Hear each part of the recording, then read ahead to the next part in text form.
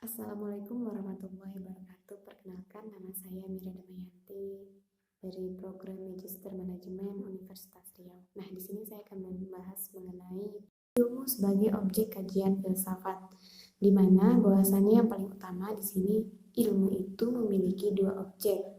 Nah, objek yang pertama itu adalah objek material dan yang kedua adalah objek formal. Nah, objek material ini sesuatu yang dijadikan sasaran penyelidikan.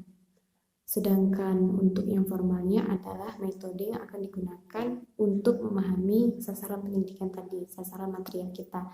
Nah, contoh dari objek material ini adalah tubuh manusia yang dijadikan sasaran penyelidikan bagi ilmu kedokteran. Untuk formalnya, bagaimana atau metode apa yang kita gunakan atau cara yang kita gunakan untuk memahami objek material tadi. Nah, kita bisa menggunakan pendekatan induktif dan pendekatan deduktif. Di sini dikatakan bahwasanya filsafat sebagai proses berpikir yang sistematis. Nah, ini memiliki dua objek juga. Ada objek material dan ada objek formalnya. Nah, untuk objek materialnya, dia membahas segala sesuatu yang ada, baik itu yang empiris maupun yang metafisik. Nah, untuk yang empiris ini adalah sumber pengetahuan yang diperoleh dari observasi maupun pengalaman, sedangkan yang metafisik atau non fisik ini sesuatu yang tidak tampak.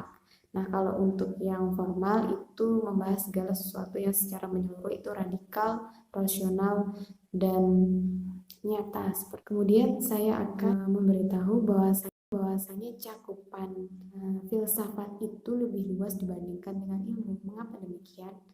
Karena ilmu hanya membahas mengenai yang empiris saja, segala sesuatu mengenai yang empiris saja, sedangkan untuk filsafat dia membahas mengenai yang empiris maupun non empiris. Jadi tidak terbatas pada sumber pengetahuan yang dari observasi maupun pengalaman saja, tetapi lebih daripada itu. Jadi dia membahas segala menyeluruh.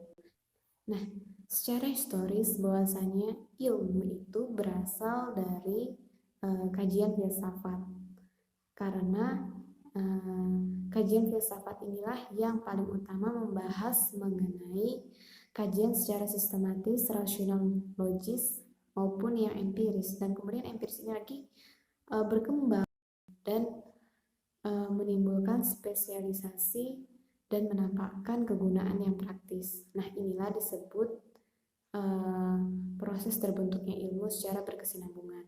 Nah, kemudian filsafat ini diibaratkan sebagai pasukan marinir yang merebut pantai untuk pendaratan pasukan infanteri. Nah, pasukan infanteri ini adalah sumber pengetahuan.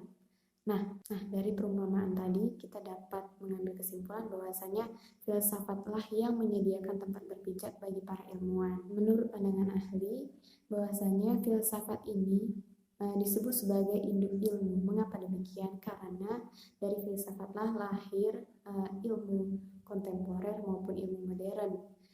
Dan kemudian dia berkembang dan manusia itu dapat menikmati ilmu sebagai buahnya, yaitu teknologi yang saat ini telah kita gunakan.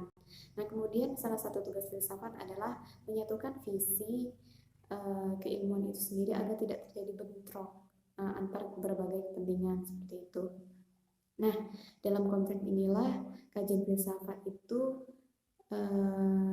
sangat relevan untuk dikaji dan didalami.